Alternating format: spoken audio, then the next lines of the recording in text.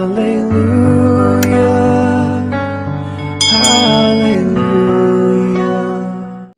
అంతా చదివిన తర్వాత మనకి అర్థమయ్యేది ఏంటంటే చిన్న కుమారుడు తప్పిపోయి తిరిగి వచ్చాడు. ఇంతకీ ఇతని యొక్క పరిస్థితి ఎలా ఉండేది అని జాగ్రత్తగా బైబిల్లోంచి మనం ఆలోచిస్తే యేసుక్రీస్తు ప్రభు వారు చెప్పిన ఉపమానంలో ఆ చిన్న కుమారుడు పరిస్థితి ఎలా ఉందంటే 11వ వచనం, మరియు ఆయన ఇట్లనెను, ఒక మనుష్యుడికి ఇద్దరు కుమారులుండిరి, వారిలో చిన్నవాడు తండ్రి ఆస్తిలో నాకొచ్చు బాగా మిమ్మని తన తండ్రిని అడగగా అతడు వారికి తన ఆస్తిని పంచిపెట్టెను. ఇచ్చేసాడట. అంటే మొదట అడిగినప్పుడు కొన్ని మంచి చెప్పే ఉంటాడు, ఎంత చెప్పినా వినకపోతే ఏం చేస్తారు, ఇంకా ఇచ్చేస్తారు. అలానే జరిగేవే. అలా అడిగిందంతా ఇచ్చేసాడట. ఏదైతే ఎంతదో చిన్న కుమారుడికి అది ఇవ్వడం జరిగింది. ఇచ్చేసిన తర్వాత ఏమేమి చూడండి, కొన్ని దినములైన తర్వాత ఆ చిన్న కుమారుడు ఆ సమస్తమును కూర్చుకుని దూరదేశములకు ప్రయాణమైపోయి, దూరదేశానికి ప్రయాణమైపోయాడట. ఏం చేశాడట? వెంటనే వెళ్ళిపోయాడా, కొన్ని దినాలు ఉన్నాడా? కొన్ని దినాలు ఉన్నాడు. ఎందుకు అంటే సమస్తాన్ని ఏం చేసుకోవాలి, సమకూర్చుకోవాలి. సమస్తాన్ని ఏం చేయాలి, పోగేసుకోవాలి. అంటే డబ్బు క్యాష్ కథను మార్చుకోవాలి. మార్చేసుకున్నాడట. మార్చేసుకున్న తర్వాత అచ్చట తన ఆస్తిని ఏం చేశాడు ఇక్కడ అంటే మనం జాగ్రత్తగా ఆలోచించినప్పుడు ఎక్కడ పోయాడు ఆయన? దూరదేశములకు ప్రయాణమైపోయి ఎక్కడ దేని వదిలేశాడట? తండ్రి ఇంటిని వదిలేశాడట. తండ్రి ఇంటిని వదిలి దూరదేశమునకు ప్రయాణమైపోయాడట. తండ్రి ఉన్న చోట, తండ్రి ఇంట అతని పరిస్థితి ఎలా ఉంది చెప్పండి? పనివాడిగా ఉన్నాడా?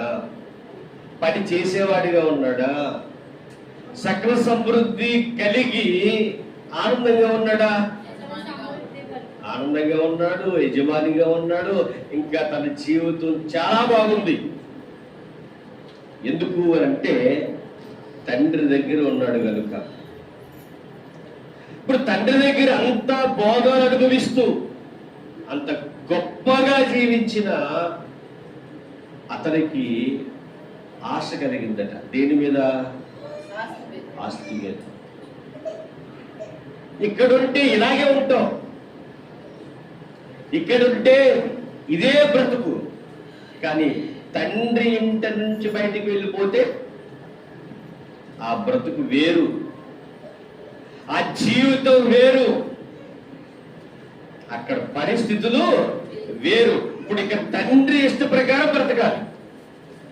తండ్రి ఇంటి నుంచి దూరంగా వెళ్ళిపోతే తన ఇష్టం, తన ఇష్ట ప్రకారం బ్రతకొచ్చు, తన ఇష్ట ప్రకారం తినొచ్చు, తనకు నచ్చినట్టు ఉండొచ్చు. ఇంక ఎవరి మాట వినే పని లేదు. ఎందుకు అని అంటే నా ఇష్టం, నా ఇష్టం అనుకున్న ఈయన దూరదేశానికి ప్రయాణమైపోయాడండి. అక్కడ ఏం జరిగింది చూడండి, అడిగేవాడు లేరు కాబట్టి అతడు తన ఆస్తిని దుర్వ్యాపారము వలన పాడు చేసెను. అదంతయు ఖర్చు చేసిన తర్వాత ఆ దేశమందు గొప్ప కరువు రాగా వాడు ఇబ్బంది పడసాగి వెళ్ళి ఆ దేశస్థులలో ఒకని చెంత చేరెను. ఏం జరిగిందంటే అక్కడ ఈ ప్రాబ్లం అంతా ఏం కాదు, ఆఫ్ కరెంట్, ఫుల్ కరెంట్ అంటే చూడప్పుడు ఆ కుమారుడికి ఆస్తి ఉందని చెప్పి ఎలా ఉన్నాడట? బాగున్నాడు, హుషారుగా ఉన్నాడు. ఆస్తి అంతా పోయిన తర్వాత ఏం చేశాడట? డల్ అయిపోయాడు. తినడానికి తిండి కూడా లేదట. తినడానికి ఏం లేదట, తిండి కూడా లేదట. ఆకలేస్తుందట. అక్కడ ఒక మాట అన్నాడండి, తన ఆస్తిని అంతా దేనికి వచ్చి పెట్టాడంటే వ్యాపారం. అంటే చెడ్డ వ్యాపారాలు, దేవునికి నచ్చని వ్యాపారాలు, దేవుడు బాధపడే వ్యాపారాలు. ఈరోజు ఒక విషయాన్ని మీరు అందరూ గ్రహించగలిగితే, మన జీవితాన్ని మనం ఎప్పుడైతే దేవుడికి అంకితం చేశామో, ఇది నా ఇష్టం కాదయా, నా యొక్క శరీరంలో జరిగే ప్రతీది ఎవరి చిత్త ప్రకారం జరగాలట? నా తండ్రి చిత్త ప్రకారం జరగాలి. నా తండ్రి చిత్తాన్ని నేను నెరవేర్చాలి అని ఒక నిర్ణయం తీసుకున్నాం. ఎప్పుడు తీసుకున్నామంటే మనకి మారు మనసు కలిగినప్పుడు. ఇంకా బాగా చెప్పాలంటే పాపక్షమాపణ నిమిత్తము బాప్తిస్మం తీసుకున్నప్పుడు మనం తీసుకున్న నిర్ణయం ఏంటంటే, నా తండ్రి చిత్తాన్ని నేను నెరవేరుస్తాను, నా తండ్రి ఇష్టాన్ని నేను నెరవేరుస్తాను. ఇక్కడ ఈ మాటలు మనం చదివినప్పుడు చాలా విషయాలు మనకు అర్థమవుతాయండి. తండ్రి ఇంటి ఉన్నప్పుడు చాలా గొప్ప గొప్ప కార్యాలు జరిగేవి. చాలా ఆనందం ఉంది, చాలా సంతోషం ఉంది. దేవుడితో మనం ఎలాగైతే మమేకం అయిపోయినప్పుడు ఉండే ఆనందం ఎలా ఉంటుందో అలాంటి ఆనందం ఉంది అక్కడ. అన్ని బాగున్న తర్వాత అపవాది గడేసే వెర ఎలా ఉంటుందంటే, వచ్చే నీ ఆస్తిని చక్క పెట్టుకుని వచ్చే. వాడు ప్రేరేపణ లొంగిపోయాడు, వెళ్ళిపోయిన తర్వాత అంతా ఖర్చు పెట్టేశాడు, దుర్వ్యాపారాలు చేశాడు. ఎవరి మాట ఇంక వినే పని లేదు. తండ్రి ఇంటికాడ ఉంటే ఒకవేళ ఏ చెడ్డ పని చేస్తే తండ్రి ఇంటికి పిలిపించి ఏం చేస్తాడట? గద్దిస్తాడు. కానీ ఇంకా ఎవరు గద్దించక్కర్లేదు, దూరంగా వెళ్ళిపోయాడట. ఎవరు పట్టించుకోరట. సర్వనాశనం అయిపోయాడటండి. అయిపోయిన తర్వాత అక్కడ ఆస్తంతా ఖర్చు అయిపోయిన తర్వాత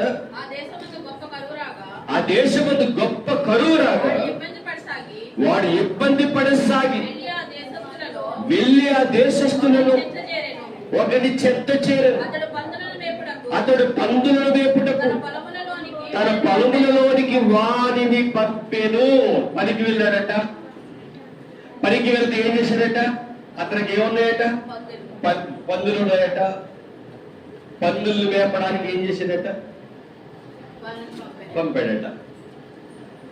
పంపినప్పుడు చాలా ఆకలిగా ఉంది ఆయనకి. దీని మరి 2 రోజులు తెలియదు కానీ మంచి ఆకలి మట్ట మీద ఉన్నాడట. ఏమంటే మనం ఏదైనా తినడానికి ఎప్పుడు సిద్ధపడతామంటే ఆకలితో ఉన్నప్పుడు. ఆకలితో ఉన్నప్పుడు ఏదైనా తినడానికి ఇష్టపడతాం. అన్నీ ఉన్నప్పుడు కొన్ని వాటిని మనం ఏం చేస్తాము? ఇది నాకు నచ్చలేదు.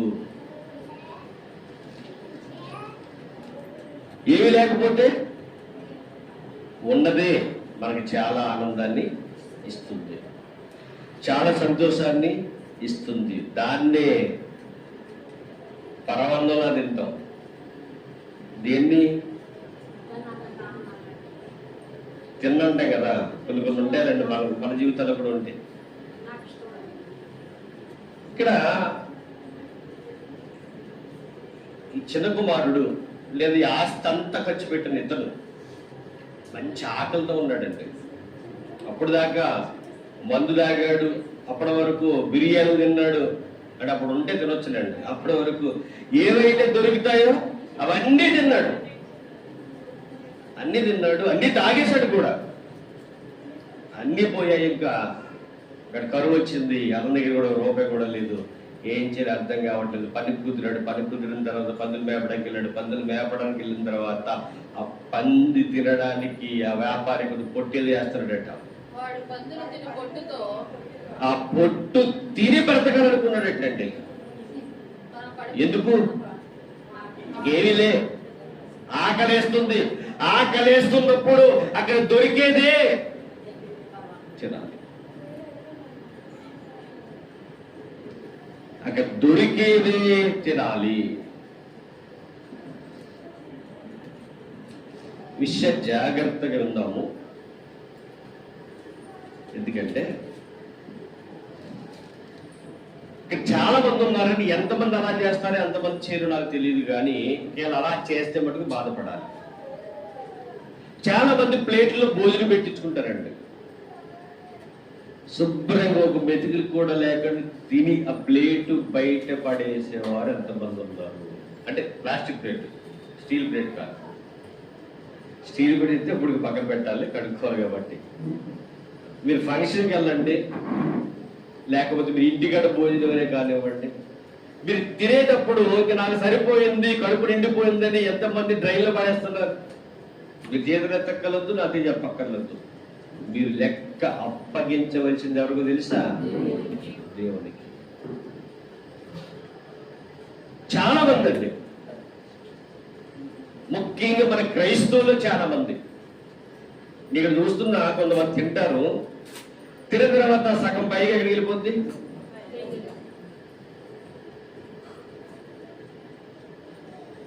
అలాంటి వారు ఏం చేయాలంటే పెట్టేటప్పుడే ఎట్టండి అన్నారు. కాదు మళ్ళీ వేసుకుని తినాలి. అంటే మనకి ఏమైపోతుంది? ఎక్కువైపోయింది. ఎక్కువైపోతే మనకి తేనె పట్టు కూడా ఎలా ఉంటుందట? చేదుగా. ఏమీ లేని వాళ్ళండి, వాళ్ళు తినేది రాత్రిపూట మిగిల్చుకున్నది ఉదయం తింటారు. మనం ఉదయం వండుకున్నదే సాయంత్రం పడేస్తాం మళ్ళీ. ఎందుకు? ఇంత ఎండగాసింది కదా, నీ ఎండగా అన్నం ఏమైందట? ఏమైందమ్మా?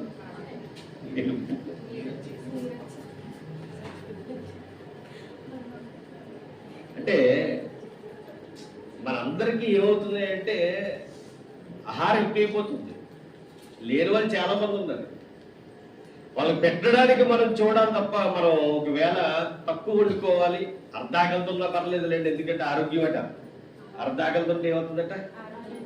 ఎక్కువ తింటే అనారోగ్యం వస్తుంది. బాగుందిగా సూత్రం. కాబట్టి ఎక్కువ వండుకండి ఆడవాళ్ళు ఇంటికాడు, తక్కువ వండుకోండి. చూడండి, ఇక్కడ ఏ దొరుకుద్దని చూసారు. పంది పట్టు దొరికిందో తినాలని చూస్తున్నాడు, కానీ తినడానికి ట్రై చేశాడు. ఒక తిన్నాడేమో, కానీ తింటున్నా వాడిని చూస్తున్నప్పటికీ ఎవరికి కూడా జాలి కలగట్లేదట. ఆటోమేటిక్గా అతనిలో ఒక మార్పు అనేది వస్తుందండి. అక్కడ ఒకప్పుడు గొప్పవాడు, ఆ గొప్పవాడైన అతడు నా గొప్పతనం నిరూపించుకోవాలని చెప్పేసి బయటికి వెళ్ళిపోయాడట. ఉన్న ఆస్తి పట్టుకు బయటికి వెళ్ళిపోయాడట. నేను నా తండ్రి ఇచ్చిన దగ్గర డబుల్ సంపాదిస్తాడు వెళ్ళిపోయాడట. వెళ్ళి దుర్వ్యాపారం చేశాడట. మొత్తం ఏమైందట? పోయిందట. తన పరిస్థితి తనకే అర్థం కావట్లేదు. నా తండ్రికి ఏ మాట చెప్పి బయటకు వచ్చాను. నేను ఒక గొప్పవాడిగా అవ్వాలనుకున్నాను, గొప్పవాడిగా నేను అయిపోతాను లెక్కేశాను, కానీ నా బ్రతకంతా సర్వనాశనం అయిపోయింది. ఇప్పుడు నేను బ్రతకడం వ్యర్థం అన్న ఆలోచనలోకి వచ్చేస్తున్నాడండి. ఆలోచనకు వచ్చే ముందు ఒక ఆలోచన ఆలోచిస్తున్నాడు. చూడకి ఎందుకు వచ్చేసరికి అయితే బుద్ధి వచ్చినప్పుడు, బుద్ధి వచ్చేసిందట. వాడు ఏమొచ్చిందట? ఎప్పుడు వచ్చింది బుద్ధి? పంది పొట్టు తినేటప్పుడు వచ్చింది బుద్ధి. పరమాన్నం తినేటప్పుడు లేదు బుద్ధి. ఏమైంది? పోయింది. ఏమీ లేని పరిస్థితి బుద్ధి వచ్చేసిందట. అన్ని బాగున్నప్పుడే మన దేవునికి బాగా దగ్గరికి ఇంకా అయిపోవాలి. ఏదో కష్టం రావాలి మన దగ్గర, దేవుడి దగ్గర రావాలంటే. ఇంత కష్టం వచ్చిందట. బుద్ధి వచ్చింది. ఇప్పుడు బుద్ధి వచ్చి నా తండ్రి యొక్క ఎంతో మంది కూలివాళ్లకు అన్నము సమృద్ధిగా ఉంది. నేనైతే ఇక్కడ ఆకలికి చచ్చిపోచున్నాను. జ్ఞానోదయం అయిందండి ఈయనకి. నా తండ్రి ఇంటికాడ ఎంతో మంది ఎవరున్నారట? పనివారు ఎవరైనా ఆకలితో ఉంటారా? నా తండ్రి ఇంటి దగ్గర ఉన్న పనివారికి ఆకలే ఉండదు. ఈ రోజు ఒక పనివాడిగా మారిపోయాను. దీనంతటికి కారణం ఎవరంటే నేనే అంటున్నాడు ఆయన. ఎవరైనా చిన్న కుమారుడు, ఆస్తి పట్టుకుని పోయిన కుమారుడు, తప్పిపోయిన కుమారుడు, బుద్ధి వచ్చిన తర్వాత ఆలోచిస్తున్న మాటలు ఇవి. నా తండ్రి ఇంటి దగ్గర అనేక మంది పనివారు ఉన్నారు, అనేక మంది పనివారికి అన్నం సమృద్ధిగా ఉంది, నేనైతే ఇక్కడ ఆకలికి చచ్చిపోవచ్చున్నానని ఏడుస్తున్నాడండి ఆయన. బాగా ఆస్తి అడగకుండా ఏమి ఇవ్వబడకుండా అక్కడ ఉండిపోతే నా జీవితం ఎంతో బాగుంది కదా, సమృద్ధిగా ఉంది కదా. సమృద్ధి అంతా పోయింది, నా పని మొత్తం కానీ అయిపోయింది. తర్వాత చూడండి ఇంకేమంటున్నాడు, నేను లేచి నా తండ్రి యొద్దకు వెళ్ళి, తండ్రి నేను పరలోకమునకు విరోధముగా నీ ఎదుటను పాపము చేసి తిని. కానీ ఏం మాట్లాడుతున్నాడు ఇక్కడ? నిజంగానండి, ఒక్కసారి మన కష్టాల్లో, ఇబ్బందుల్లో, సమస్యల్లో మళ్ళీ దేవుని పట్టుకున్నాం అనుకోండి, ఇంకా అప్పుడు వచ్చే మాట చాలా గొప్పగా ఉంటాయి. ఒకప్పుడు పాపలో ఉన్నవారమే దేవునికి వచ్చాం. వచ్చిన తర్వాత కూడా మనం ఏం చేసాం చెప్పండి? చేయలేదా? పాపం చేయలేదా? పాపపు ఆలోచన రాలేదా? దేవునికి వ్యతిరేకమైన పనులు మనం చేయలేదా అంటే చేశాం. అలా చేసినప్పుడు మరొక్కసారి మనకి ఆ యొక్క దేవుని మాటలు జ్ఞాపకం వస్తే, దేవుడు మన కొరకు పెట్టిన ప్రాణ త్యాగం జ్ఞాపకం వస్తే ఎలా ఉంటుంది? బాగా ఆలోచించండి ఒక్కసారి. నేను నీతిమంతునండి, దేవుడు తెలుసుకున్నప్పటి నుంచి కూడా ఏ పాపము చేయలేదండి అన్నవారు ఏ ఒక్కరూ ఉన్నాడండి. ఒకవేళ మనకు మనం సెల్ఫ్ దాన్ని ఏమంటారమ్మా ఇంగ్లీష్ బాగా చెప్పండి, అది అనుకోండి, నేను గొప్ప ఉండి అంటావు అంతే. నేను దేవుడు నమ్ముకున్న తర్వాత ఏం చేయలేదంటే తప్పే చేయలేదు. అసలు ఒప్పుకో, ఇంకా ఒప్పుకోవడానికి ఏమి రాదంటే మనస్సు రాదు. కానీ ఆ ఒప్పుకునే మనస్సు వచ్చిందంటే ఇదిగో ఇక్కడ జరిగే ఈ పరిస్థితి. తప్పిపోయిన కుమారుడు తిరిగి బుద్ధి వచ్చిన తర్వాత తను ఆలోచించుకునే ఆలోచనలు బట్టి మనం ఒక్కసారి ఆలోచించగలిగితే ప్రియమైన దేవుడి వల్ల ఎంత గొప్ప కార్యం జరుగుతుంది ఇక్కడ. ఏమన్నాడు తెలుసా? చూడు, మనలో అనుకుంటున్నాడు ఏమని చూడండి ఒక్కసారి. నేను లేచి నా తండ్రి యొద్దకు వెళ్ళి, అంటే ఇప్పుడు వెళ్ళాడా వెళ్ళకుండా అంటున్నాడా? ఇంకా వెళ్ళకుండా నేను ఇలా అంటే బాగుంది అనుకుంటున్నాడు. ఏమనంటే నేను లేచి నా తండ్రి యొద్దకు వెళ్ళి, తండ్రి నేను పరలోకమునకు విరోధముగాను నీ ఎదుటకు పాపము చేసి తిని, ఇక మీదట నీ కుమారుడునని అనిపించుకున్నటకు యోగ్యును కాను. ఎలాగంట? నన్ను నీ కూలివానిలో ఒకనిగా పెట్టుకునమని చెప్పి అనుకుని. ఇక్కడ ఏమని చెప్పాలనుకోండి తండ్రితో చెప్పండి. తండ్రి, నీకును పరలోకములో ఉన్న తండ్రికి ఏం చేశాడట? పాపము చేసింది గనుక ఇక మీదట నీ కుమారుణ్ణి అనిపించుకున్నటకు యోగ్యుడను కాదు. అంటే తనకు అర్థమైంది. ఏమని అర్థమైందట? నేను యోగ్యుణ్ణి కాదు. ఏమనిపించుకోవడానికి? నీ కుమారుణ్ణి అనిపించుకోవడానికి పశ్చాత్తాప ప్రార్థన.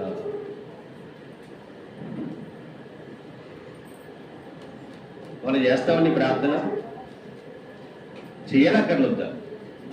ఎందుకంటే మనము చాలా తప్పులు చేస్తూ ఉంటాం.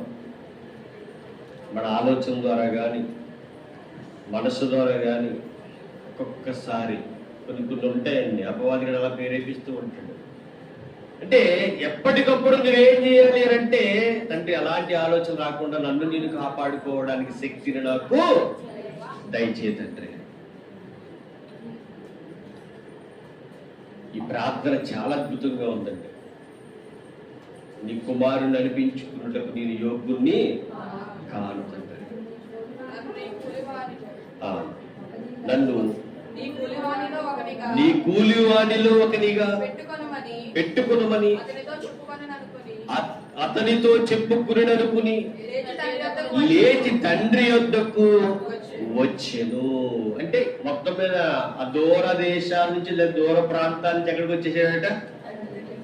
తండ్రి దగ్గరికి వచ్చేసాడు. అబ్బాయి అనుకున్నాడంటే, ఎందుకు? తండ్రి మీద ఒక నమ్మకం ఉంది అతనికి. ఏంటి? ఒకవేళ కొడుకుగా నన్ను చేర్చుకోపోయినప్పటికీ అంతమంది పనివారికి భోజనం పెడుతున్నాడు కదా తండ్రి, అందులో ఒక్కనిగా నేను నన్ను ఏం చేస్తాడు? చేర్చుకుంటాడు. అయితే నా తండ్రి ప్రేమ కలిగిన వాడు, ప్రేమామయుడు అని దూరంగా నుంచున్నాడటండి. నేను ఇక్కడ ఇది చదువుతున్నప్పుడు దేవునికి దూరమైన వారు ఒకవేళ ఎవరైనా ఉంటే ఆయనతో నువ్వు కలవాలని అనుకుంటే మనకు ముందు మన మనస్సు మారిపోవాలి. మనసు ఒక్కసారి మారుతుంది కదా? అవును, ఒక్కసారి మారుతుంది. కానీ అపవాది తర్వాత ఎన్నోసార్లు మార్చేస్తారు మన మనస్సు. వాడికి నచ్చినట్టుగా మార్చేస్తాడండి వాడు. కానీ మనం ఎలా ఉన్నామనేది మనం ప్రతి నిమిషము పరిశీలన చేసుకోవాలి. ప్రతి నిమిషము పరిశీలన చేసుకోవాలి ప్రేమ దేవుడు వల్ల. ఇక్కడ ఏమంటున్నాడంటే, వాడింకా దూరముగా ఉన్నప్పుడు తండ్రి వాడిని చూచి కనికరపడి పరిగెత్తి వాని మెడ మీద పడి ముద్దు పెట్టుకునేను. అందుకే కొడుకు పరిగెట్టాడా? తండ్రి పరిగెట్టాడా? మనం తప్పు చేస్తాం. ప్రార్థన ఎవరు చేయవలసింది? కానీ మనం పట్టుకునేది ఎవరు తెలుసా? తండ్రి. నిన్ను పట్టుకుని కౌగులించుకుని తన దగ్గరికి చేర్చుకునేది దేవుడు ఒక్కడే. ప్రేమ దేవుడు వల్ల దేవుడు ఒక్కడే. ఇంకా దూరంగా నిలబడ్డాడు, భయపడుతున్నాడు వాడికి వెళ్ళడానికి. నన్ను కూలివాడి ఒకడిగా నన్ను చేర్చుకోనాయన అని చెప్పడానికి ఇంకా ఆలోచిస్తున్నాడట. ఎక్కడుండి? దూరంగా ఉండి. కానీ ఆ దూరంగా ఉన్న వాడిని తండ్రి చూశాడటండి. చూసిన తండ్రి ఏమైపోయాడట? కనికరపడి పరిగెత్తి వాని మెడ మీద పడి ముద్దు పెట్టుకునెను. అప్పుడు ఆ కుమారుడు అతనితో, తండ్రి, నేను పరలోకమునకు విరోధముగాను నీ ఎదుట పాపము చేసితిని, ఇక మీదట నీ కుమారుడనని అనిపించుకున్నటకు యోగ్యుడును కాననెను. అనుకున్నాడు చెప్పాలని, వచ్చాక దాచుకోలేదట. తండ్రి ఎదుటే చెప్పాడట, తండ్రి నీకును పరలోకమున్న తండ్రికి ఎదుట నేను పాపము చేశాను తండ్రి. నీ కుమారుడు నేను అనిపించుకోవడం నాకు యోగ్యత లేదు తండ్రి. యోగ్యుని కాను. నన్ను పనివాడిగా పెట్టుకో. నిజానికి మీరు ఆలోచించండి, మనము దేవుని పిల్లలుగా అవడానికి యోగ్యులుగా? మనము అపరాధముల చేతను పాపముల చేతను చచ్చి పడి ఉండగా, అంటే ఎందుకు పనికిరాని వారిగా మనం ఉండగా, యోగ్యముగా కాకుండా మనం ఉండగా దేవుడు వాళ్ళు ఏం చేశాడట? తన పిల్లలుగా స్వీకరించడానికి ఇష్టపడ్డాడు, ఆయన సిద్ధపడ్డాడు. ఇక్కడ కూడా అదే మాట అండి. పాపము చేశానని ఒప్పుకున్నాడు. నీ కుమారుడు నాకు యోగ్యత లేదు అన్నాడు. నీ దగ్గర ఉన్న పనివాళ్ళు ఒక పనివాడికి నన్ను చేర్చుకోన్నాడు.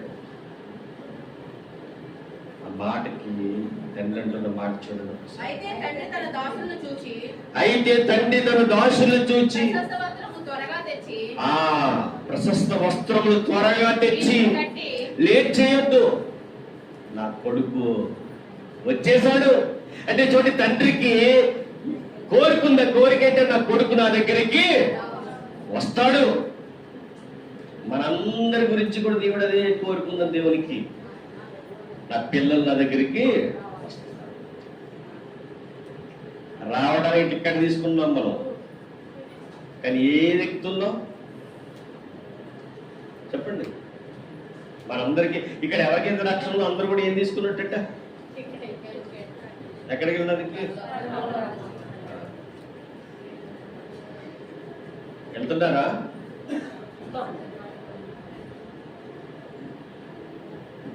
మరి ఒక్కసారి అక్కడ కనిపిస్తున్నారు. పరలోకానికి వెళ్ళే దారిలో సినిమాలు ఉండవు.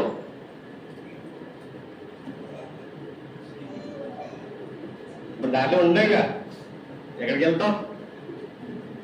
సీరియల్ ఉండవు. పరలోకానికి వెళ్ళే దారిలో సుమా పొరపాటు విన్నారేమో మిమ్మల్ని నేను ఏమనట్లే. మీరు ఏ వేలు ఉంటా వేగెళ్తున్నట్టు ఆ వేలు ఏమి ఉంటాయి?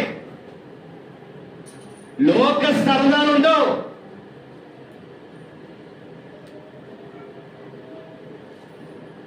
ఒక విషయం చెప్పంటారా, బాధ కలిగినా సరే,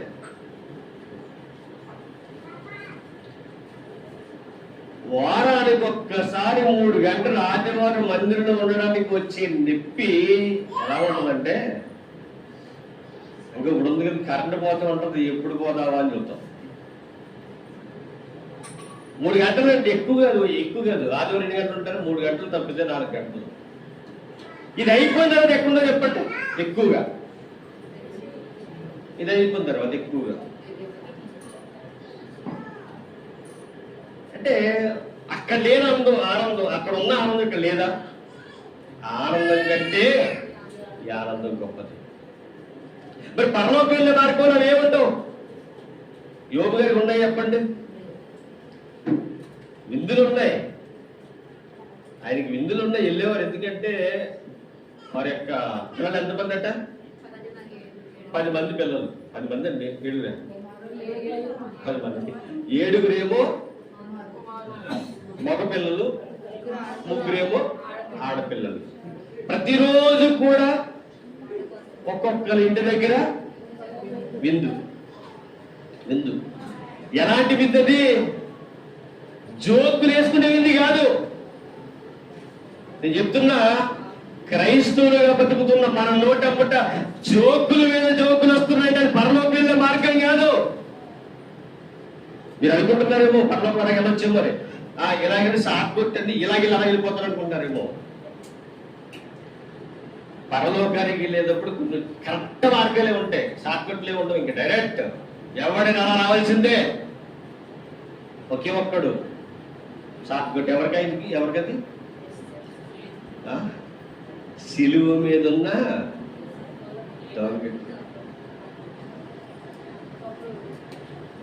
వెంటనే వెళ్ళిపోయాడు కాబట్టి అంతే. ఆయన మనకు మరి ఎన్ని రోజులు ఇచ్చాడో తెలియదు కదా దేవుడు. వెళ్ళే రోజుల్లో కొనుక్కుంటూ ఒక్కొక్కసారి మనం ఇలా దగ్గరగా ఉంటుంది కదా, ఇలా ఇల్లు అలాగ వెళ్దాం అనుకుంటా, అంటే ఇలా వెళ్తే ఇలా ఏదో ఉంటుంది అనమాట. పరలోకం వెళ్ళే మార్గంలో ఉన్నామో లేదా ఒకసారి మీరు ఆలోచించండి. తండ్రి, నేను పరలోకంలో తండ్రికి నీకును విరోధంగా పాపం చేసేసాను. నా వల్ల కాదు, నేను యోగ్యంగా కాదు. ఏడ్చాడు, ఏడ్చాడు ఏడ్చాడు ఏడ్చాడు. అప్పుడు వెంటనే ఇక లేట్ చేయొద్దు, నా కుమారుడు మారిపోయాడు, నా కుమారుడు తప్పిపోయాడు, బుద్ధి తెచ్చుకొని తిరిగి వచ్చాడు, ఇక లేట్ చేయొద్దు. నా కుమారుడికి వస్త్రాలు, మంచి వస్త్రాలు తెచ్చేయరు అర్జెంటుగా. తర్వాత వీరికి కట్టి వీరికి చేతికి ఉంగరము పెట్టి పాదములకు చెప్పులు తొడిగించుడి, క్రొవ్విన దూడను తెచ్చి వధించుడి, మనము తిని సంతోషపడుదుము. ఎవరు వచ్చారని నీకు సంతోషం చెప్పండి? తప్పిపోయిన కుమారుడు తిరిగి వచ్చాడని సంతోషం. సంతోషిద్దాం. ఒక పాపి రక్షింపబడితే పరలోకమందున్న దూతలు ఏం చేస్తాయట? గొప్ప విందు చేసుకుంటాయి. తండ్రి కూడా ఆనందపడతాడు, సంతోషపడతాడు ప్రేమ దేవుని వల్ల. ఇక్కడ ఈ తండ్రికి చాలా ఆనందం. మనం కూడా ఆయన దగ్గరికి వెళ్ళే మార్గంలో ఉండి వెళ్తూ ఉంటే మన తండ్రికి కూడా చాలా ఆనందం, సంతోషం ప్రేమ దేవుని వల్ల. అంటే తండ్రి ఆనందపడాలి అంటే మనం చేయవలసిన ప్రాముఖ్యమైనది ఏంటంటే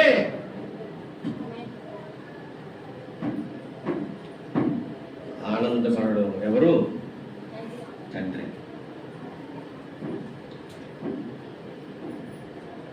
మీరు ఒక మాట అంటారండి, బాధపడకండి. మనకి లోక సంతోషాన్ని ఇచ్చేది ఏంటి? లోక సంతోషం.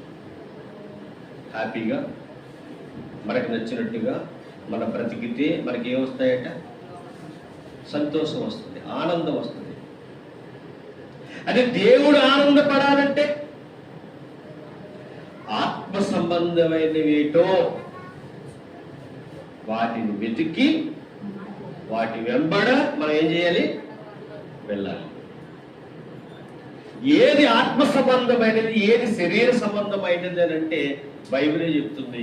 ఏ మనుష్యుడు చెప్పలేడు. ఎందుకంటే ఏ మనుష్యుడు ఎవరికి ఏది ఇష్టమో దాని ప్రకారంగా చెప్పొచ్చు. అంటే వాడి వ్యక్తిగతాన్ని బట్టి ఉంటుంది, లేదా వాటి ఇష్టాన్ని బట్టి ఉంటుంది. కానీ బైబిల్ అడిగితే ఒకటే చెబుతుంది, ఏంటంటే ఈ లోకంలో ఉన్నదంతా శరీరాశ, నేత్రాశ, జీవపుటంబం. అంటే నీ కళ్ళకు కనిపించేవి అందంగా ఉంటాయి కదా, అవి వెళ్ళి చూడాలి, వెళ్ళి చూడాలి, వెళ్ళి చూడాలి. ఎన్నిసార్లు వెళ్ళి చూడాలి?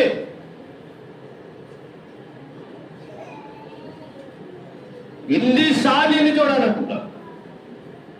ఒక్కసారి దాన్ని చూసినప్పుడు ఆ ప్రకృతిని చేసిన దేవుణ్ణి మనం జ్ఞాపకం చేసుకోలేమా?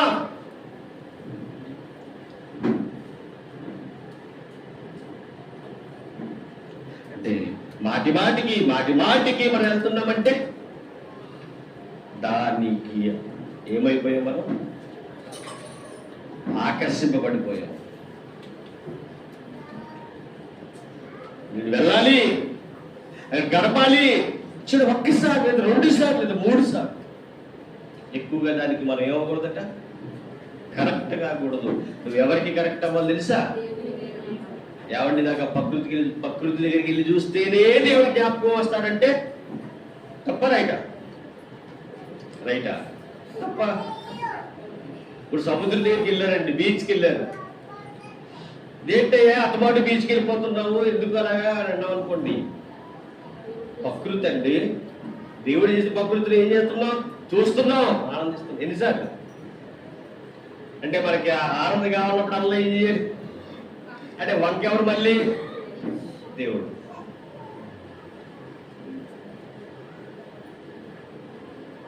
అంటే దాన్ని ఉదాహరణగా చెప్పారు, కానీ చాలా మంది అలా.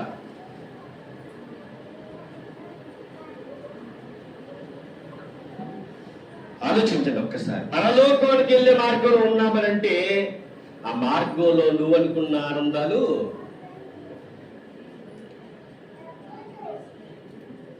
ఇరుకు దూరమును ప్రవేశించేవారు అంతమందట. అందరూ వెళ్ళాలనుకున్నా ఆశ్చర్యపడదు. పరలోక మార్గం ఎలా ఉందట? ఇరుకుగా. ఒక్కసారి మనసు పెట్టి ఆలోచించండి. మనం మారిన వారమైతే, మన మనసు మారి ఉందంటే మనకు అర్థం కావాలి, ఈ లోక సంబంధమైనవి నా జోలికి రానివ్వను.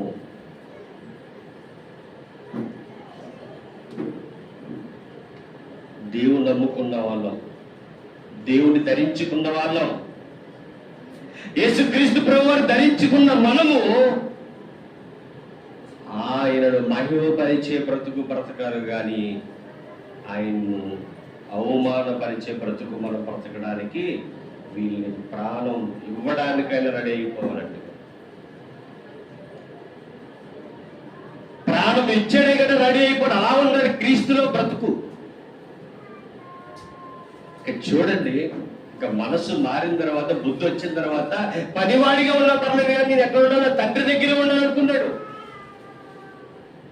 కానీ తండ్రి అనుకున్నాడు, నువ్వు నా కుమారుడు అయ్యా, నువ్వు పనివాడు ఎలా అవుతావు, నువ్వు రావడం నాకు చాలా ఆనందం, చాలా సంతోషంగా ఉందని చెప్పేసి మంచి బట్టలు కట్టించి ఆ యొక్క వదిలి బలి నడిపించి ఏం చేస్తున్నారట, అందరూ సంతోషపడదామన్నాడట. సంతోషపడుతున్నాడట. ఎవరు? తండ్రి. తప్పిపోయిన కుమారుడు తిరిగి వచ్చాడని సంతోషపడుతున్నాడు, విందు చేస్తున్నాడు. ఆనందంగా ఉంది. అక్కడ వాతావరణం అంతా ఆనందంగా ఉందండి. ఈలోగా తప్పిపోవడానికి మనం వస్తాడు అక్కడికి, తప్పిపోవడానికి. చూడండి కింద. అప్పుడు అతని పెద్ద కుమారుడు పొలములో ఉండేది. వాడు వచ్చుచు ఇంటి దగ్గరికి రాగా వాయిద్యములతోనూ నాట్యములతోనూ జరుగుట విని దాసులను ఒకరిని పిలిచి ఇదేమిటని అడగగా ఆ దాసుడు అతనితో, నీ తమ్ముడు వచ్చి ఉన్నాడు, అతను తన యొద్దకు సురక్షితముగా వచ్చినందున నీ తండ్రి క్రొవ్విన పశువును వధించినను. అయితే అతడు కోపపడి లోపలికి వెళ్ళడానికి ఇష్టపడలేదట. అప్పుడు మరొకడు తప్పిపోతున్నాడండి. తప్పిపోయిన కుమారుడు ఏం చేశాడు? తిరిగి వచ్చేసాడు. తండ్రి దగ్గరే ఉన్నవాడు తప్పిపోతున్నాడు. తమ్ముడు వచ్చాడండి, వెళ్ళిపోయాడు వచ్చాడు. వచ్చిన వాడిని చూసి ఆనందపడాలా లేదా? వచ్చిన వాడిని చూసి సంతోషపడాలా లేదా అంటే లేదు, బాధపడుతున్నాడు. ఇదేంటి, వాడు ఆస్తి వాడు అట్టుపోయాడుగా, వాడి కొన్నది వాడి ఇచ్చేమని పట్టుపోయాడుగా, మరి ఎందుకు వచ్చాడు? వస్తే వాడి గురించి నాకంటూ మిగిలిన ఎడ్లను, నాకంటూ మిగిలిన డబ్బులు అందులో ఖర్చు పెట్టి ఏం చేస్తున్నాడు, విందు చేస్తున్నాడా అని ఏమొచ్చిందట? కోపం వచ్చిందట, అసూయ వచ్చిందట, ఇంకోటి ఏంటి, ద్వేషం వచ్చిందట. అప్పుడు చూడండి దళచందుకి ఇతను రాకపోవడం చూసాడట తండ్రి రాకపోవడం వచ్చాడట. బతిమాలుకునేను ఎందుకు తప్పిపోయాడు, తిరిగి వచ్చాడు. నువ్వు మళ్ళీ తప్పిపోతున్నావు ఏంట్రా బాబు, ఎలాంటి వాటికి ఏంట్రా కోపాలు వద్దురని బతిమాలుతున్నాడట. బతిమాలుతున్నట్టే అప్పుడు అంటున్నాడు పెద్ద కుమారుడు, అందుకతడు తన తండ్రితో, ఇదిగో ఇన్ని ఏండ్ల నుంచి నిన్ను సేవించుచున్నానే, నీ ఆజ్ఞ నేను ఎన్నడూ మీరలేదే, అయినను నా స్నేహితులతో సంతోషపడినట్లు నీవు నాకెన్నడూ ఒక మేక పిల్లనైనను ఇవ్వలేదు. అయితే నీ ఆస్తిని వేశ్యలతో తినివేసిన ఈ నీ కుమారుడు రాగానే, తప్పు చేసి వచ్చినోటేమో నువ్వేం చేస్తున్నావు, చేర్చుకున్నావు, అన్ని ఇచ్చావు, ఇక్కడ గొప్ప విందు చేస్తున్నావా, నీతో ఇన్ని సంవత్సరాలు ఉంటున్నాను కదా, నా స్నేహితులతో నువ్వు విందు చేసుకోమని చెప్పేసి ఏనాడు నాకు మేకపిల్లి ఇచ్చావా? మంచోడురా, నీకు మేకపిల్లి ఎందుకు? మంచి పిల్లల్ని ఒరే నువ్వు పాస్ అయ్యావు కదా, నీ పిల్లలకి పార్టీ ఇచ్చిరా అని చెప్పరు, చెప్తారా? మీరు ఇస్తారమ్మా పార్టీ అంటే ఏమి ఇస్తారు? వాళ్ళు ఏమంటారు అంటే బిర్యానీ పోనీ అప్పుడు బీర్లు వచ్చినాయి, బిర్యానీలు పేరుకి థమ్సప్ బాటిల్ బీర్లు వస్తున్నాయి. ఎవరు వాళ్ళు? యవ్వనస్తులు, పిల్లలు. కాబట్టి పార్టీలు కట్ట వెళ్ళడం కుదరదని చెప్పేసి తన దగ్గర ఉన్నవాడిని ఆపేశాడు. ఓకే, మంచిది. అదే అడుగుతున్నాడు, ఏ రోజైనా నాకు మేక పిల్లి ఇచ్చావా? అరే మీ వాళ్ళకి పార్టీ అని చెప్పేసి, మీ దగ్గర ఉన్నాను 8 సంవత్సరాలు ఉన్నాను అన్నాడట. అందుకు తండ్రి ఏమంటున్నాడంటే, అందుకతడు కుమారుడా, నీ ఎల్లప్పుడూ నాతో కూడా ఉన్నావు, నావన్నీయు నీవే, మనము సంతోషపడి ఆనందించుట యుక్తమే. ఈ నీ తమ్ముడు చనిపోయి తిరిగి బ్రతికేను, తప్పిపోయి దొరికేను. తప్పిపోయి దొరికాడు, చనిపోయి బ్రతికాడు. నువ్వు ఇప్పటి నుంచో నా దగ్గర ఉంటున్నావు, నా దగ్గర ఉన్నవన్నీ నీవే. తమ్ముడు మారొచ్చాడ్రా, తమ్ముడు తప్పిపోయి తిరిగి వచ్చాడ్రా, తమ్ముడు చనిపోయి తిరిగి బ్రతికాడు.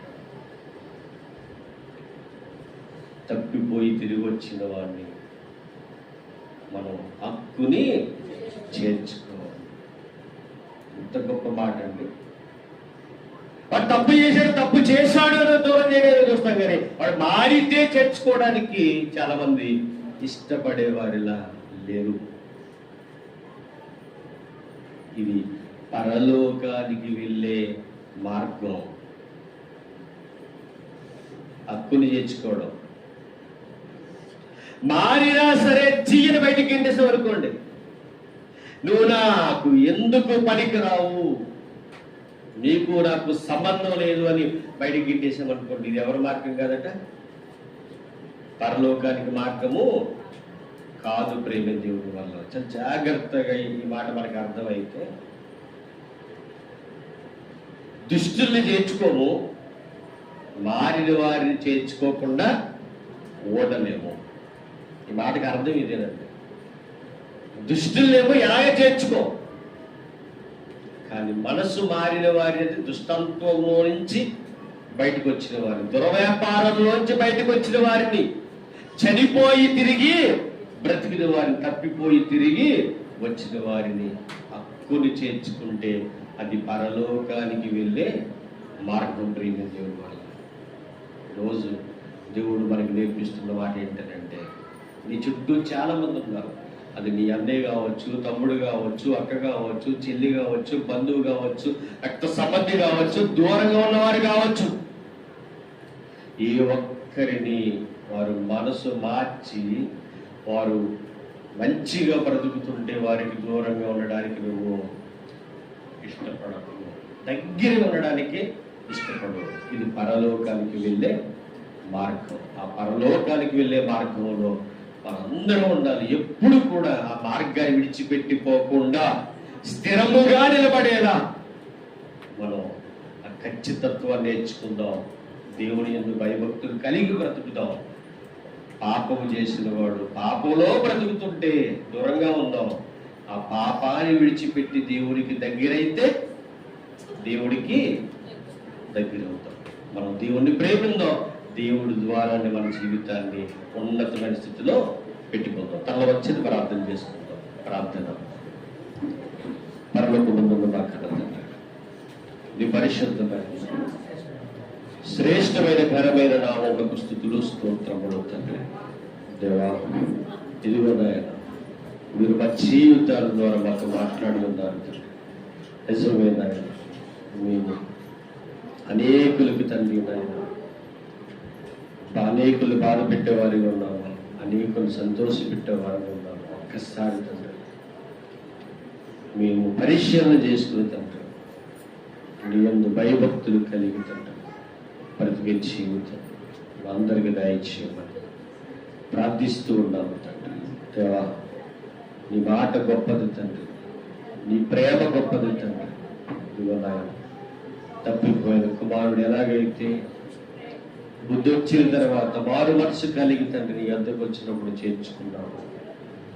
ఇదిగో నాయన, అట్టి రీతిగా ఇంకెవరైతే నాయన మారు మనసు లేకుండా లోకంలో బ్రతుకుతున్నారో తండ్రి, వారందరినీ మీరు జ్ఞాపకం చేసుకోండి. వారందరినీ తండ్రి నీ చెంతకు చేర్చుకున్నాను. ప్రతి ఒక్కరి పట్ల కూడా గొప్ప కార్యం మీరు జరిపించుకోవాలి తండ్రి. విన్న ఈ మాటలు తండ్రి హృదయం పలక మీద భద్రం చేసుకుని తండ్రి వాటి ప్రకారం బ్రతికించి ప్రతి ఒక్కరికి దయచి మా కొడుకుతో రాని యేసుక్రీస్తు వరకు మీ నామం ఈ ప్రార్థన మనం